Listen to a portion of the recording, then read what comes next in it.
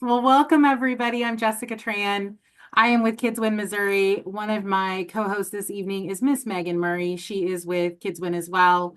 We are on the outreach and advocacy team, and tonight we are going to be talking about early childhood or childcare and the landscape that we are seeing right now in the state of Missouri. We've got some wonderful guests with us. We've got Nikki Rexroth. She is with Missouri AEYC. We have Deidre, hold on, Anderson Barbie. She is with Starting Early, right? Because you moved on me and I'm still not used to you being in this new position. And then Robin Phillips with Child Care Aware of Missouri. So they have got some wonderful information we're going to share this evening. I'm going to talk a little bit about Child Advocacy Day, and then we are going to be able to do lots of fun things. Can everybody see my screen? Can see the No, presentation? it's blank. That's what I thought. If you need me to share, I can. We might need you to share. That's fine. I'll do it. It's not wanting to Ready? play nice today. So Yeah, we'll let Megan get that in there. go ahead. There it goes. All right. Well, we are also recording this evening just in case anybody misses our pieces that they're going to be here. So first, I want to thank our sponsors for 2025. Our Child Advocacy Day sponsors are the best sponsors in the whole wide world. And I'm not just saying that because Robin's on the call and she's one of our sponsors. But for our Champion of Children sponsors, these are our presenting sponsors. We have Children's Trust Fund, we have the Family and Community Trust, Missouri After School Network, and the St. Louis Children's Service Fund. They are consistently amazing and always helping us with all of our different initiatives, and we love that. Megan, if you want to go to the next screen, I also want to thank our gold and silver sponsors. So this year, our gold sponsors are the Community Partnership of the Ozarks, Lakeshore Child Care Aware, Miss Robin Phillips, Reach Healthcare Foundation, and Children's Defense Fund. And then our silver level sponsors are the Deaconess Foundation, Empower Missouri, MOAC, thank you, Nikki, the Missouri Parents as Teachers, and the Missouri Budget Project. So many amazing sponsors, so many that are consistently amazing sponsors for us. And we are so thankful that we have them. I am going to turn over to Megan and let her present. Okay, Keep thanks, going. guys. I would love it if you guys wanted to just real quick in the chat, just introduce yourself. Let us know if you're a parent, provider, stakeholder, business leader, anything, the reason you're here today, whatever it is that's brought you to this workshop today and potentially to Child Advocacy Day. This workshop was when I was asked to help with it, it really spoke to me because I work a lot with the landscape and workforce of the childcare world, and a lot of us feel that struggle every single day. So we gathered some really great people together to just give us a little bit more highlight, a little bit of highlight about what's happening at different levels. This workshop will talk about some of the hot topics in childcare, early education being considered by the legislature and other activity in the state aimed at improving the early childhood system. We'll discuss where we've been, where we are, and then where we're going, and how providers, parents, and community advocates all have opportunities to participate. And our first speaker today is going to be Nikki Rexroth, and she's going to talk to us a little bit about Mo AEYC and then a little bit about the NACY program as well. Go ahead, Nikki. Thanks. All right, thank you, Megan. Like Megan said, I am Nikki Rexroth. I currently serve as president-elect for Missouri AEYC. For those of you who don't know, Missouri AEYC is the state affiliate for NACY. NACY is the National Association for the Education of Young Children. It's the largest professional organization in the nation for early childhood educators. They specialize in birth through age 8. So a lot of times NACY is responsible for accreditation, a lot of different policies and things at federal levels, and that kind of stuff trickles down into the state. So the few things that I'm going to kind of touch on are at a federal level, because Deidre and Robin are going to do so much great stuff at the state level. So Megan asked if I can just talk a little bit about NACY. So NACY's official position statement is this current slide here. I keep saying all the time, in these trying times right? So we're in a little bit of a different situation than we might have been over the last few administrations from an education standpoint. And NACCE has taken a pretty strong stance as far as their position for policy at a federal and a state level. So Missouri AEYC's position statement aligns exactly with NACCE's federal position statement. So I won't read it all to you. You guys can read that one for yourselves. But basically, NACCE is standing firm that there should be no discrimination for anything against anyone at any level of education. So that's talking about things like religion, race, gender, national origin. Language is a really big one for NACCE right now. Talking about the cultural heritage and supporting families and children in their native language and their cultural heritage. That children have the fundamental right to be safe and secure in their home, their community, and their education settings. So I love NACCE's final thing on this position statement that says law and order can and must coexist with respect for diversity and inclusion. So that one sentence to me kind of sums up all of NACCE's position statement for their federal agenda. Megan, next slide. A big thing that NACCE is responsible for, or one of the main things they do, is accreditation. So NACCE has had this same accreditation model for a really long time. And this year, just starting March 1st of this year, actually, they are announcing a new accreditation model. This is really, really exciting for those of us who work in the early childhood space. I didn't mention at the beginning, but in addition to my work with Missouri AEYC, I own 3 early care and education facilities. So accreditation has always seemed a little out of reach for me based on staffing, based on some of the resources that I have in the rural areas that my centers are. And so I'm very excited that NACCE has opened a new accreditation model that is 3 tiers. So the main tier, of course, is accreditation, but they do have a new tier for recognition. And recognition is for those centers like mine who have strong policies, strong vision, and are working towards some of those specific credentials that you need to reach that accreditation status. So centers that are currently accredited will renew under the same legacy system this year, and then we'll transition to the next accreditation system next year. But if you start to get accredited in March of this year and on, you'll follow this accreditation system. So again, I'm not going to get too into the weeds about that. I just wanted to let everyone know that this new model of accreditation has just launched, and NACCE and thus Missouri AEYC are very excited about it. Okay, next one, Megan. Okay, this slide is really the meat and potatoes of my short little spiel. So this is NACCE's federal agenda. So basically, it is their recommendations for the 119th Congress and administration, which is this one, right? And there is a link that I'll drop in the chat that will take you to the 10-page document that is NACCE's federal agenda. This is just a very short synopsis of some of those items, the ones that I thought were kind of the best takeaways for us here in Missouri. But if you are interested, and I definitely recommend it, you can look at NACCE's full federal agenda. It's pretty exciting stuff. So one of the first ones is NACCE recommends that this Congress and this administration increase appropriations, which is dollars, for programs that support early childhood educators. So these are things like CCDBG dollars.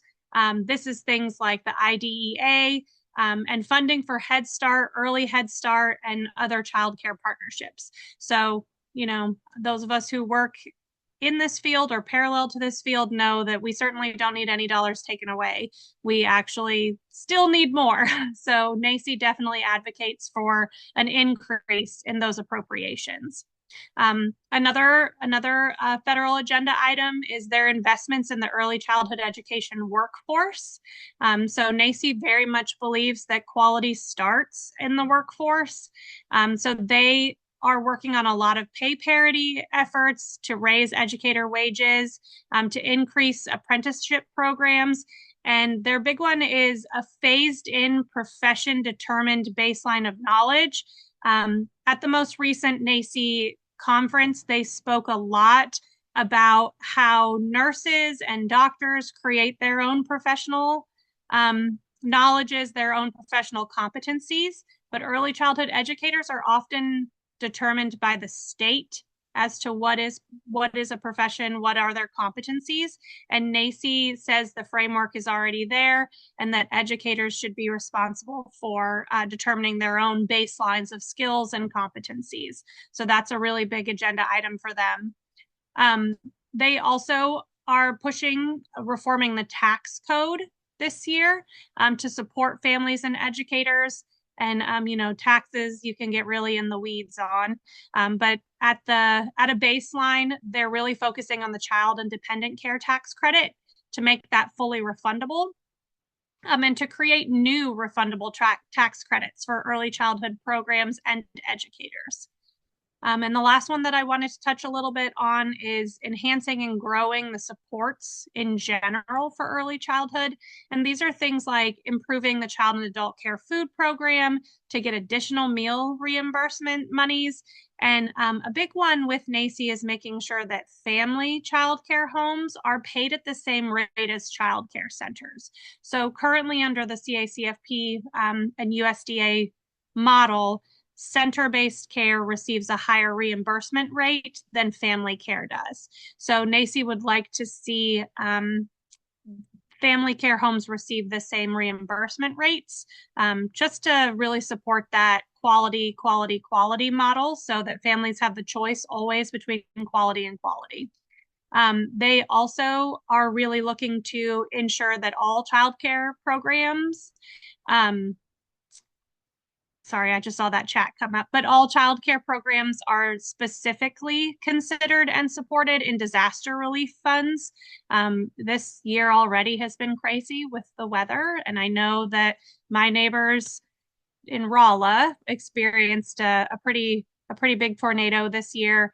And I know there were some early childhood facilities and schools and things that experienced some disaster.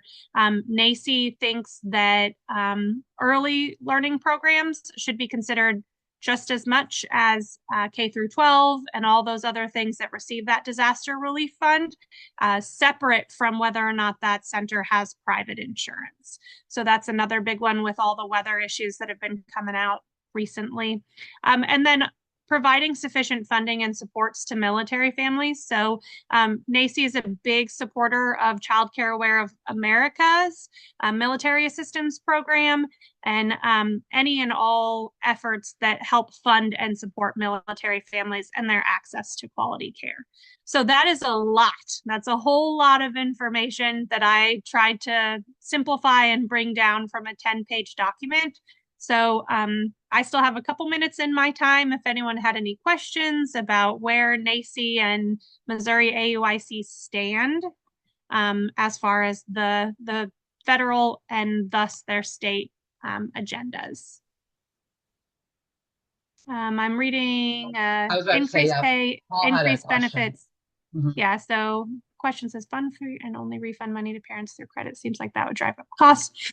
Yeah, so I can definitely see where you're coming from that. I am a private center as well. So one of the things that they are talking about is subsidizing the workforce in early childhood. So when we were in Washington, D.C. in February, there was a lot of talk about how Washington, D.C. specifically has created a pay equity fund so that the city of Washington, D.C., or I never call them the right thing, but so Washington, D.C. is funding pay parity for early childhood educators. It is being done, and it's not the burden of the owner of the program. It's not the burden of the staff. It's being funded through different initiatives in Washington, D.C., and it is working really well. And so it's not always just about credits and tax credits and those kind of things. They are getting money up front to cover the costs of these quality initiatives. And so that is something that NACCE is trying to spread across the country in all states, just to show that it can be done and that it does breed quality. So pay parity equals quality, basically. And in a state like Missouri, where we have some of the lowest requirements for working in early childhood as far as education and experience, we at Missouri AEYC are really looking for ways to incentivize the current workforce to meet those education and experience requirements. And we're finding that that pay parity model is really the most successful as far as what we've had access to. Alicia, I'm doing research on how home visiting and ECE could be integrated. Yeah, so DC public schools are different from early childhood education facilities. So if I'm being fully transparent, I don't know much about DC public schools. I just know about their early childhood education pay parity program. And so, the Pay Equity Fund is based specifically for early childhood providers. And so that's where the research is. And I am also a strong believer in Teach Missouri.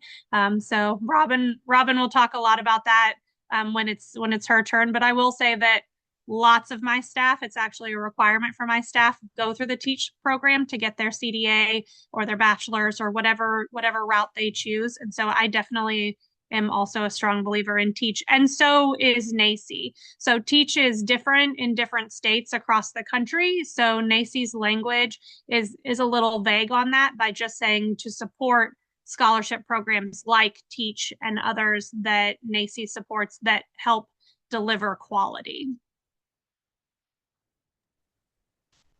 Great questions, and I thank you, Nikki. You've given us a lot of information. It's a lot, yeah. Amount of time, no, and it's great because all of these slides will be, passed out to everyone who registered anyway, so everybody can go back and look through them when we're finished.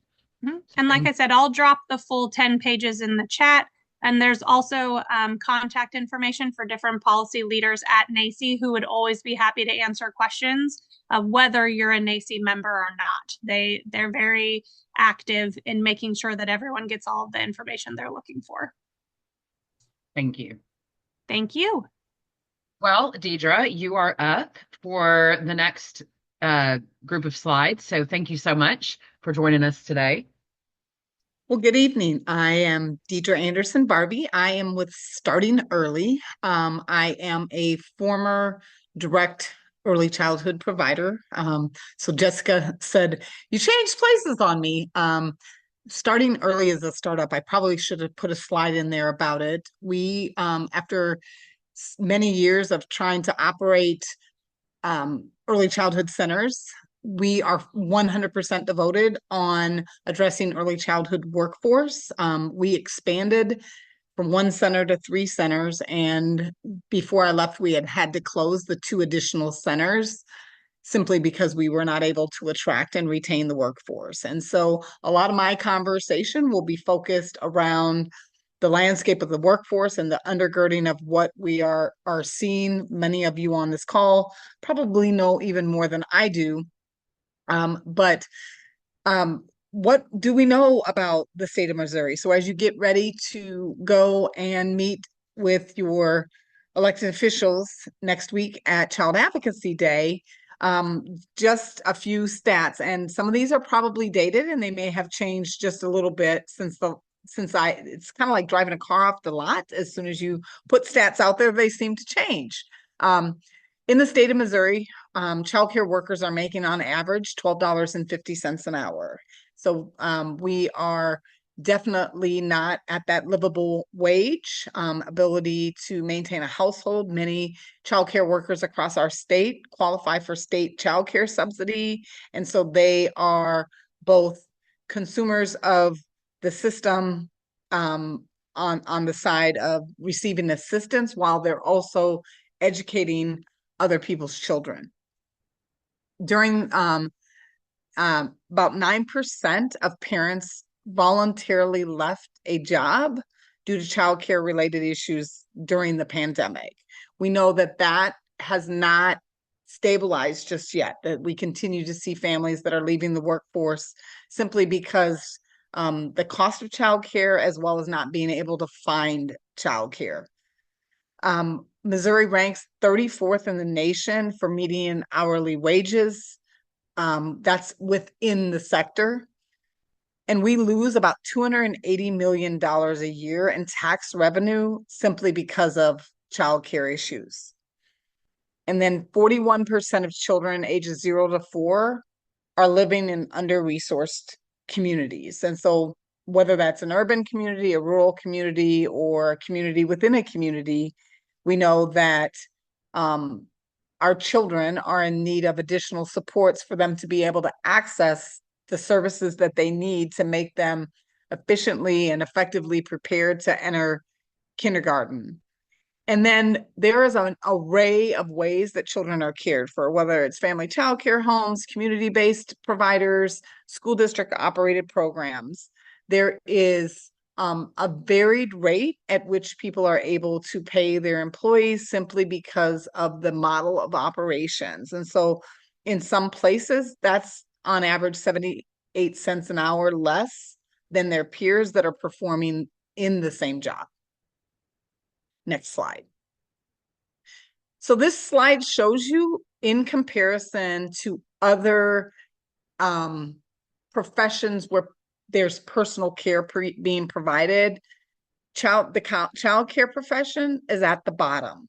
So you can be a fitness instructor and make almost double what a child care professional is making. And then you've got barbers, manicurists, and those that are caring for animals. And so what I'll say is we often are paying people more to take care of an animal than we are to take care of children. Next slide. Okay. So there are a lot of challenges within the sector, and I'm not trying to be doom and gloom, but you have an opportunity to shed some light on that next week when you're in Jefferson City. So one of the things that I think is really important, and I am a lover of K-12 because I'm a former K-12 administrator, but we do not have adequate coordination between community-based providers and our local school districts.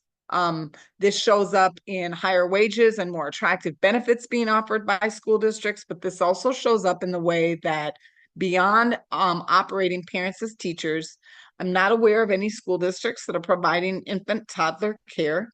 I should put a whole slide in here to sound the alarm on how limited access to infant toddler care is throughout our state.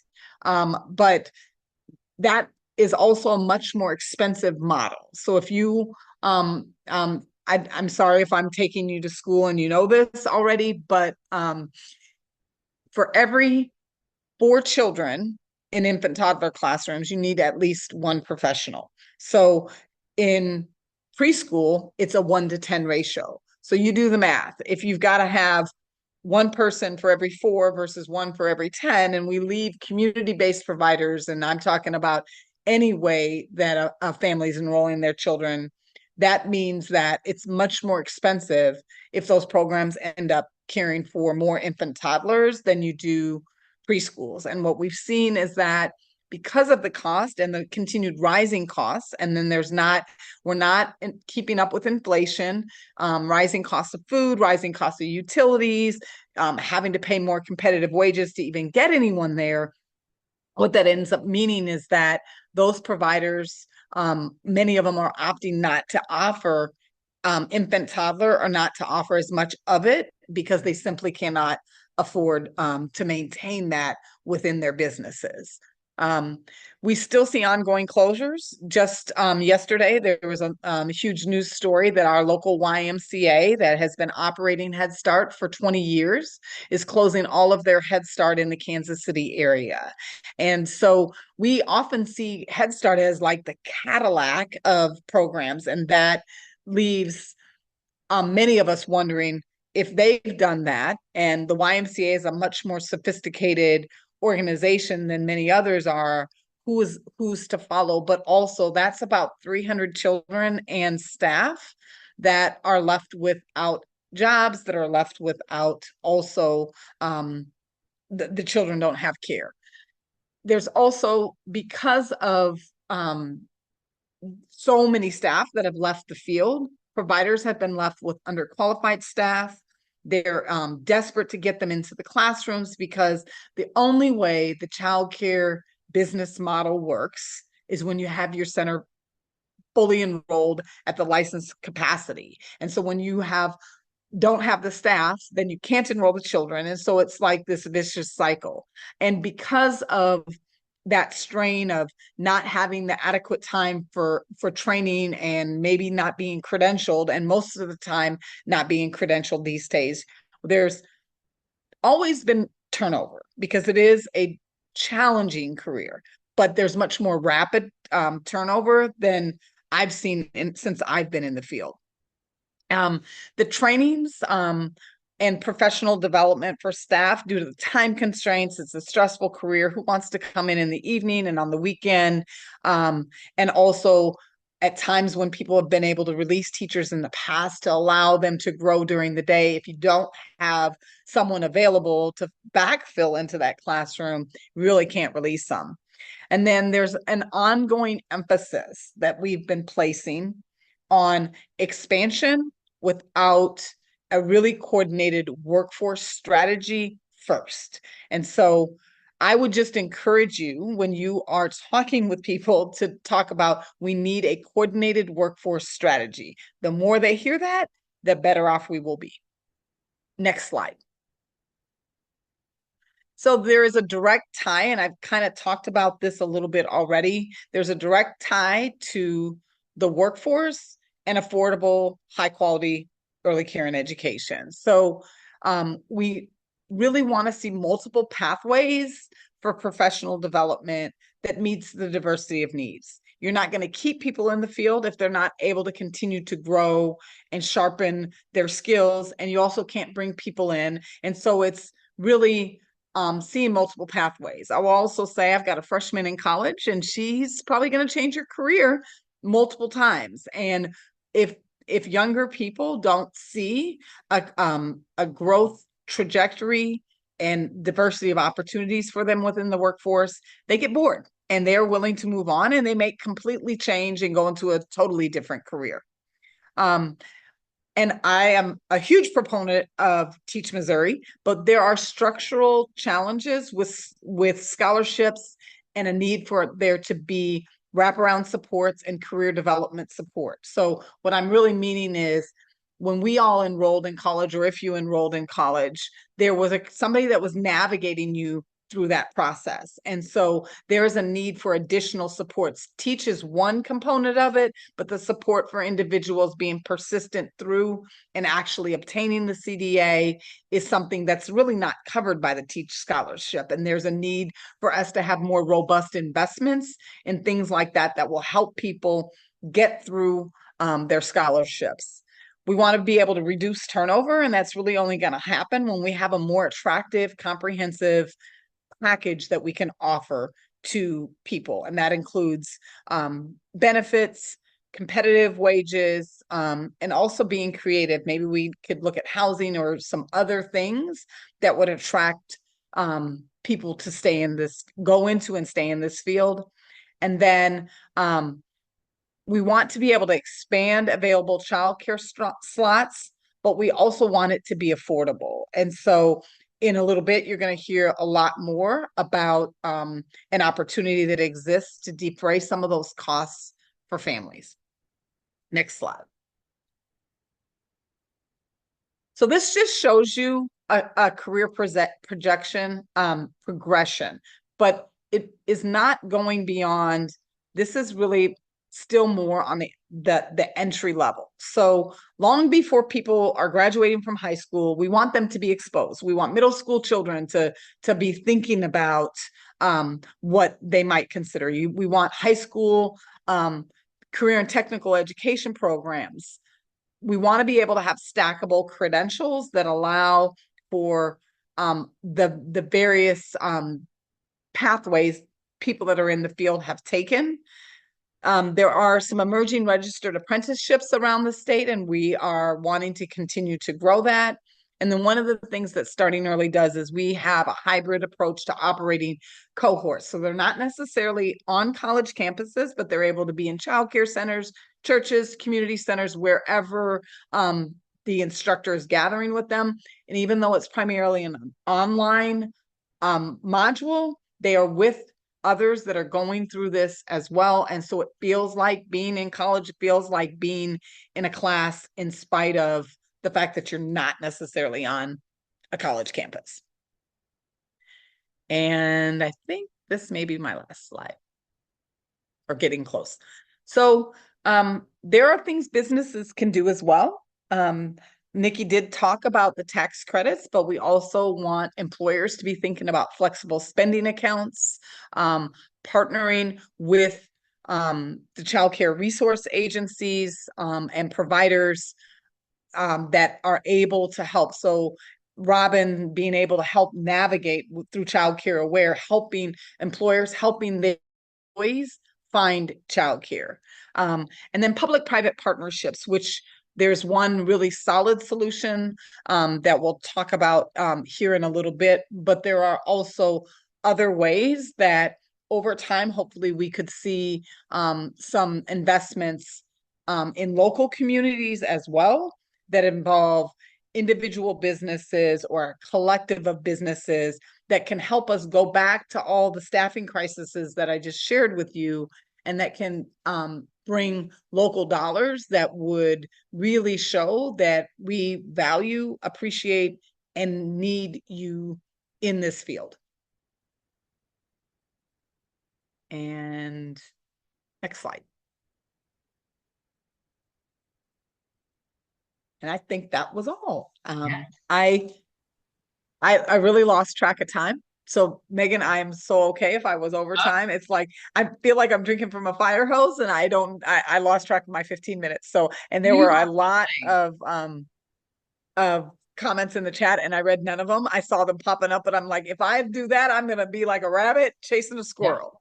No. And that's why we have the chat. We've had some people jump in to answer some questions. Then you can go back through and answer anything you might want to add. And you did great on time and just provided a lot of insight. And I really do appreciate that so much. And if you're okay with it, we'll hop over to Robin Phillips with Child Care Aware of Missouri. Deidre, thank you so much. And I'll let Robin get started with her portion. All right. I'm setting a timer because I can get going all day. I know. You're fine. So, I mean, like, we're all kind of just providing slices of information when there's like 10,000 pies that we could bring to the conversation, right? So, anyway, thanks for having me. Robin Phillips, I'm the CEO of Child Care Aware of Missouri. I've been in the systems building space, is what I call it, for 25 years. And trust me, I don't have all the answers. So I'll do my best to provide you what I can bring to you. And some of it might be a little bit of a repeat of some of the federal stuff that Nikki mentioned. But if you're like me, sometimes you need to hear things 3, 4, 5, 6 times for them to stick. So I just wanted to touch high level on some federal things. And the biggest piece, at least from my perspective, is advocating for increased investment in the Child Care Development Block Grant, which is CCDBG. So you're going to see lots of acronyms in my next few slides, but I'm pretty good about spelling them out for you. CCDBG is the federal source of funding that is provided to states for child care subsidies for low-income families with children under age 13. And it also allows flexibility for state and federal dollars to match to really fund what is called quality initiative programs. And there's a whole formula behind how much money Missouri can put behind it. Like, I am not that expert. So if you want to know more about that, I'm sure I can find somebody to help you with that. But basically, I just took off the website today the quality initiatives that are funded with the Child Care Development Block Grant money, also known as CCDF. All right, and I'll touch on that in just a second, but you may more frequently hear Child Care Development Funds, CCDF, but it's the same vehicle as CCDBG. So your subsidy money, when you're frustrated with, it's it's one thing to be frustrated with the state not paying on a timely basis, but the money and the amount and how much Missouri gets all comes from Congress and federal advocacy. So that's why it's important to email your congressmen and women to let them know what you're passionate about. So next slide. So additionally, I would encourage you, if you are not already familiar with, or if again, it's not a one-time thing. You're not going to read the CCDF state plan and the requirements and totally get it. Like, it's going to take a number of times familiarizing yourself with it and asking other people around you and asking questions and owning up. Hey, I don't understand this. Can somebody explain it to me? I had to do that with our lobbyists today. I'm like, I don't understand this. Like, you're going to have to break this down for me. So that's totally okay. But basically, CCDF is a federal and state partnership authorized under that federal CCDBG, and it's administered by states such as Missouri with funding from the Administration for Children and Families Office of Child Care, not to be confused with Missouri's Office of Childhood, two very different entities. And the ACF requires states to update their CCDF state plan every 3 years. So some of you on this call, I know, are familiar with those public listening sessions that the office has held for you to give input and comments on the CCDF plan. Interestingly enough, I found this ironic. I was in DC for a U.S. Rural Development Conference, oh God, back in November, December, and the head of the Office of Child Care, Federal Office of Child Care, Dr. Friedman, I went up to her and I said, I have a question about the CCDF state plans. How do we know when states have met what they said they were going to do in their plan? And she said, that's really interesting you asked that. We actually are coming out with a process that now reveals what each state has done with their funding and where they have gaps and weaknesses. And so and that's new for these current state plans. It includes an appendix that you can go read. And that's a hyperlink in the slide, but I'm going to drop this link in the chat. And if you scroll down to Missouri, you will see a link to Missouri's plan and the appendix. The appendix is where it calls out where Missouri's doing well and where Missouri has challenges.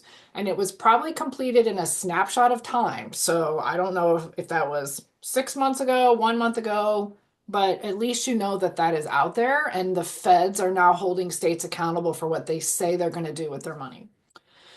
There's also new rules, and these came out last year, but just as a reminder, as we are currently in conversations around in the legislature and the governor's executive order about paying on enrollment versus attendance, that is a suggestion of the feds, not a requirement. So even myself today, I was like, oh, this whole time I thought it was a requirement. It is a recommendation.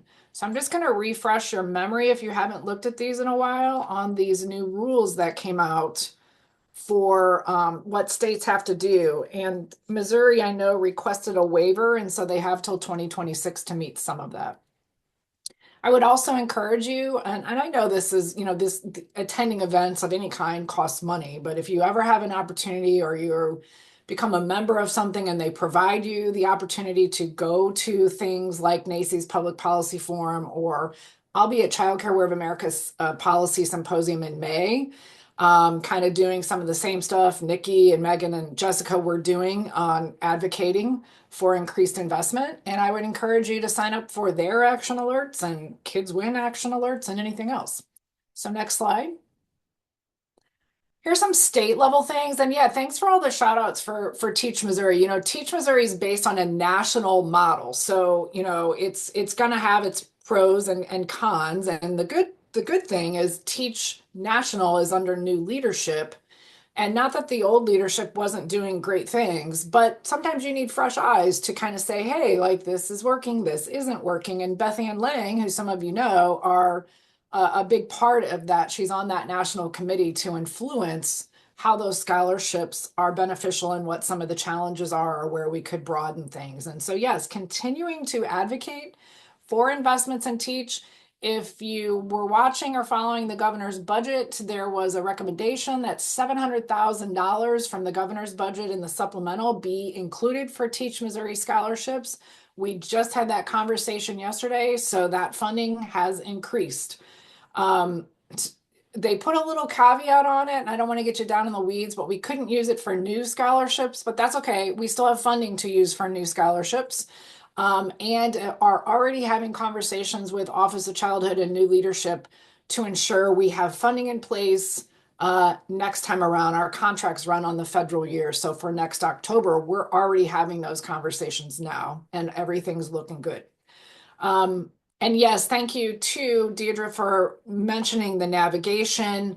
We aren't looking, we have counselors, that's part of the teach model, but can there be like another layer of assistance that we could have in different communities to help people be successful in staying involved? We know these are non-traditional students and life happens, and sometimes people want to tap out, and we're like, no, like you can do it, you can do it. So internally at our office, we're having conversations around what a teach ambassador would do so that we could put some funding in regional communities in the state to have a liaison, if you will, who can go into places and leverage connections Beth Ann already has to make sure everybody knows about Teach Missouri and everything that it funds. And the Teach Missouri CDA scholarship provides the wraparound for some other CDA scholarships that exist across the state. So in fact, we're having those conversations with UMKC on their CDA for QAR and how, well, they're both funded from the same source, but we won't go there. Anyway, our CDA program can, because it's based on the teach model, can provide additional wraparound supports for covering other fees that some CDA models do not cover. So always go, oh, what else can I wrap around with this? Think of us and call. Obviously, you're attending Child Advocacy Day more than likely, which is why you're on this webinar, or you're at least on this webinar because you want to attend, but you can't. I can't emphasize enough, and I said this to my own staff that's going up there, going to Jeff City for Child Advocacy Day does not mean lingering in the exhibit floor. It means going and visiting exhibitors and engaging in the visits with legislators. If you've never done that before, it's totally cool. Just watch, observe, and listen. That is like what I call spoon feeding yourself and getting engaged. And there's nothing, you just watch. These people work for you. They put their pants on the same way you do, and you vote them in. You're their constituents. Ask for what you need. Doesn't mean you're going to get it, but ask for what you need. Engage in Kids Win Missouri's weekly policy update calls if you aren't already. Connect with other advocates in your community and kind of have that peer-to-peer community. Be knowledgeable, like I said earlier, of what is in Missouri CCDF state plan so that you are informed when you're advocating. And if you don't know what something means, reach out to any of us. We will gladly help you or find someone who can. Get to know your state legislator and your state senator. Seriously, like I can't say this enough. Like read about them, connect with them, show up where they are, introduce yourself, invite them to your program. There are a number of things that childcare programs are doing to engage their legislators, and you can learn from them. Like if you're like, oh, I can't do that, I'm too scared. Well, then you can't complain about what you don't have if you're too scared to educate them. That's what I say. And I mean that, I say that with love. You've got to get out of your comfort zone. That's how we grow, is getting uncomfortable and doing something we've never done before. I have my staff listen to the governor's State of the State address every January. If you're not doing that, I would encourage you to tune in. And as you all are probably aware, these listening sessions for the childcare regulations that are under review are happening as we speak. I would encourage you to attend there. Next slide. This is coming soon. Childcare Missouri will be providing services for a statewide contract called Missouri Childhood Resource and Referral. You're going to see more information coming out. We are not live yet. There are still vendors currently providing call center services for subsidy and childcare referrals. And we will this is a new condensed contract, and Childcare of Missouri won that through a competitive bid, and so that will be coming soon. The we're basically, I keep saying we're kind of the wizard behind the curtain. We're really kind of an extension of Office of Childhood to administer a call center service that provides the following things. And I'm not going to read all those 4 bullets to you, but it's providing that navigation and hand-holding help that many families need to apply for subsidies so that they're successful in applying the first time around and get all their information in. And this will include at some point um, regional navigation too, where we have partners around the state where there are high subsidy application numbers. Like we've already run those population centers and know where those are across Missouri, so that we can have additional help for families so that they're successful. Not everybody has access to online application, and so they might need help filling out the paper application. Then it will also go back to Child Care Aware Missouri providing the child care referral, but it is more than just a basic referral. If any of you are familiar with the concierge referral we launched a couple years ago, that provides a lot more information for families in helping them make an informed decision.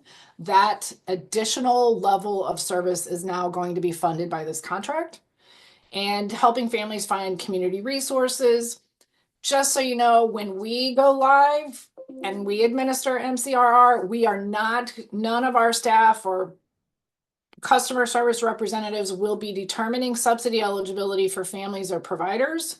And that call center will not be issuing or answering any questions regarding subsidy payments, because as of April 1, the numbers you're calling now that go to the call center for those questions will be routed straight to Office of Childhood. And you don't have to like go through this middleman of the call center to get someone at Office of Childhood in the CCDS center who can answer your question. And the goal is to answer it more promptly and directly. So next slide. I'm trying to go fast because I have like 1 minute left. Statewide initiative is the one of these is the Missouri Community Child Care Exchange, and Kids Win Missouri has been leading that work with a number of local communities around our state. Child Care Aware of Missouri has also been involved and is involved in that work in a number of ways. We're actually leading the local communities down in Joplin and West Plains through the templates that Kids Win and their consultants have provided as part of the kind of framing up everything.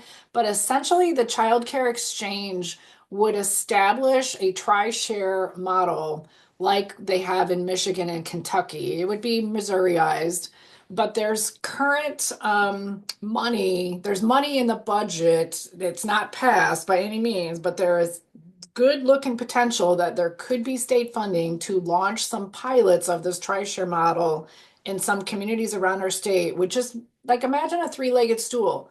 Parent pays a part, an employer pays a part, and state funding pays a part to address the affordability issue.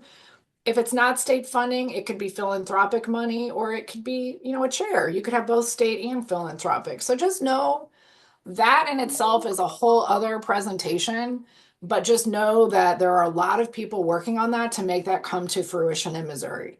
Next slide. Here's some local examples, and these are just, what I know off the top of my head, this slide and the next one, or no, this slide only, but just so you know, City of St. Louis invested ARPA funding to expand access to Teach Missouri scholarships, so that was local money. St. Louis County passed legislation twice, and I have the grill marks still on my back from those hearings to fund wages, which is affiliated with Teach.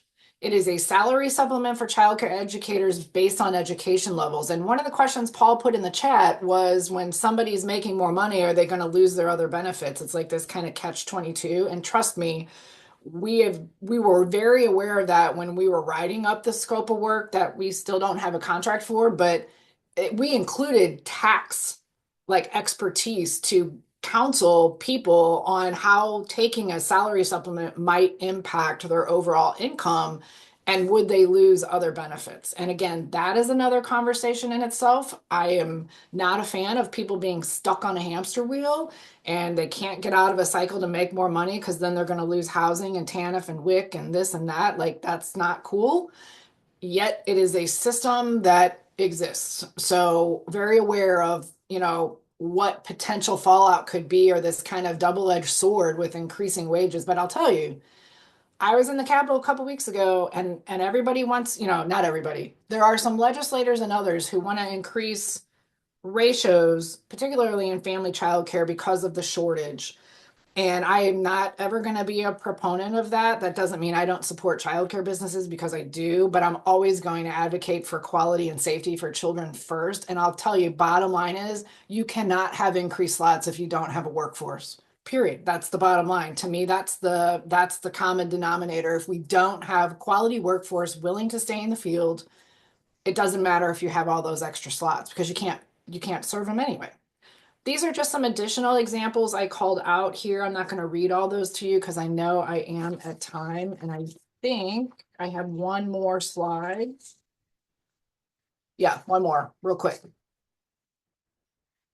So again, what can you do locally? Invite your legislators to visit your facility, communicate with them, read their bios, have something in common with them. So like one I met recently for the first time, we went to the same college. So I just said, oh, I see you're a graduate of Missouri State, and just kind of talked about that. And then it led us to both liking to shop at Home Goods. So you just never know where you can relate with somebody.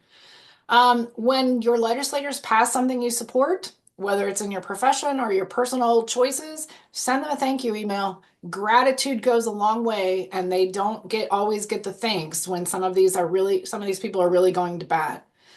Engage and network with other child care advocates. Child Advocacy Day is a great way to do that. Get involved in your community and your local chamber of commerce. Tune in to local council hearings that may be addressing topics of interest that impact you or others, like business licenses, zoning.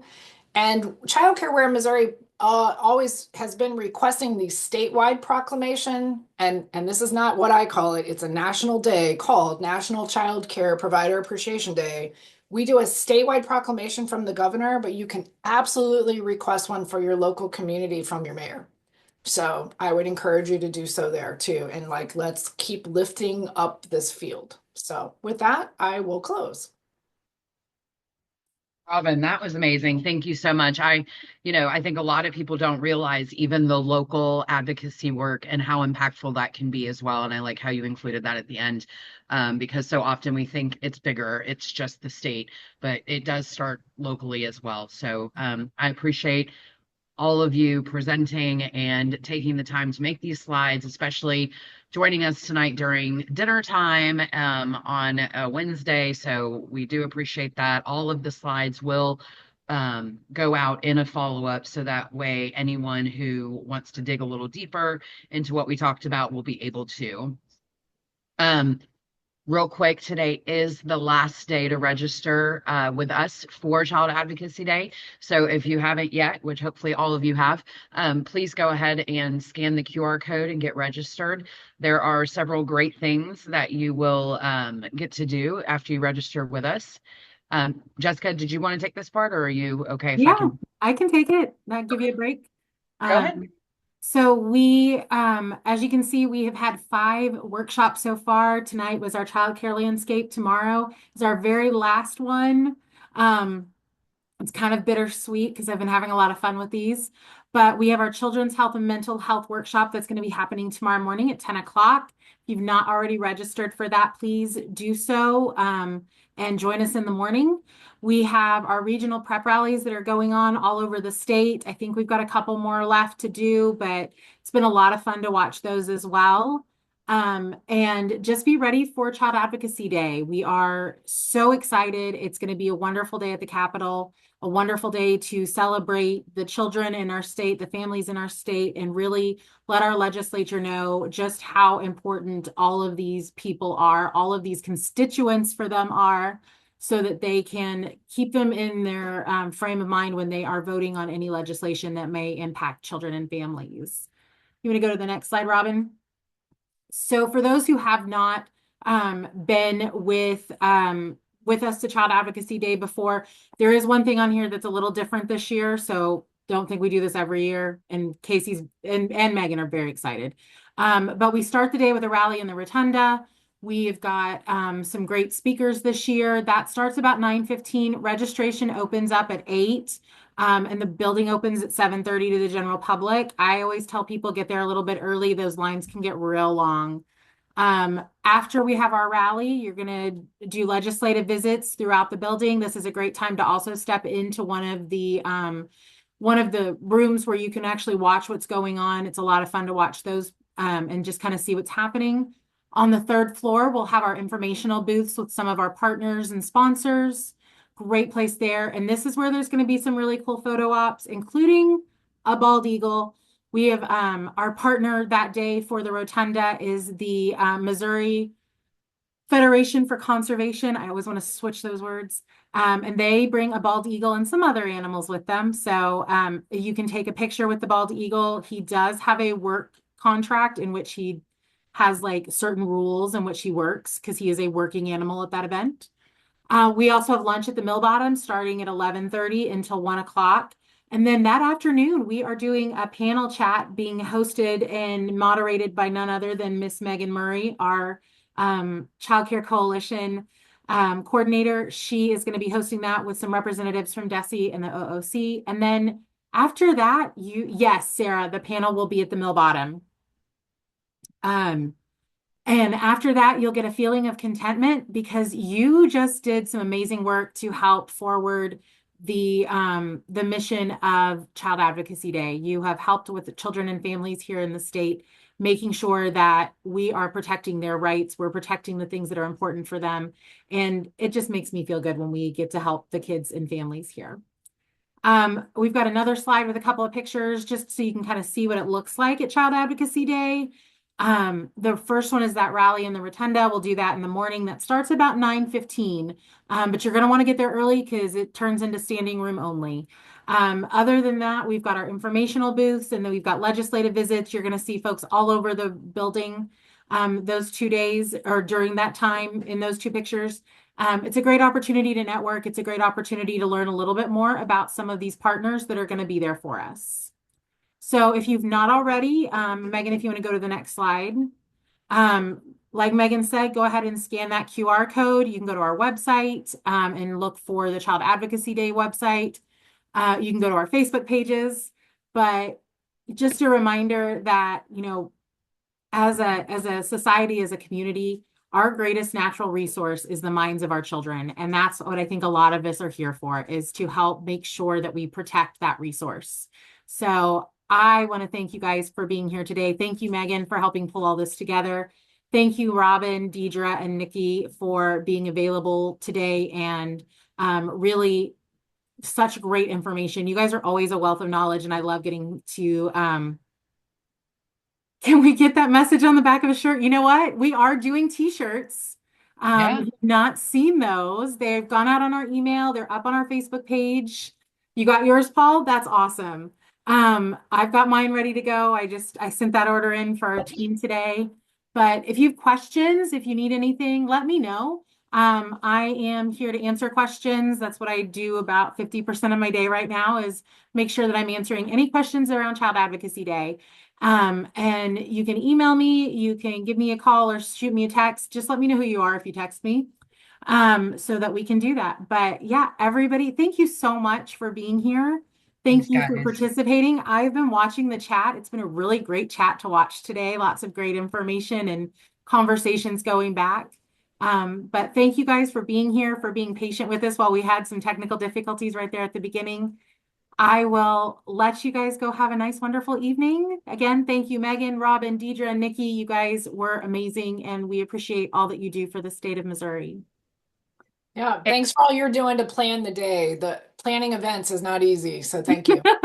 I have a great team that I work with, and they have helped keep me sane and keep me on track, and that's the important part. All right. Have a good night. Thank you, guys.